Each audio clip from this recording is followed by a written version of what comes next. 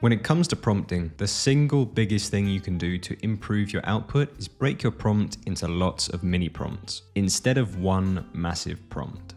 And if you have something like a requirements document, then this is a fantastic starting point because we can use it as a blueprint and tweak it slightly to get the most out of WeWeb AI. The first thing you want to do is take your desired app and translate that into the pages that will be needed. If you're unsure exactly what pages you need, then you can get WeWeb AI's help by putting it into ask mode, giving it your requirements, and then asking it what pages are required.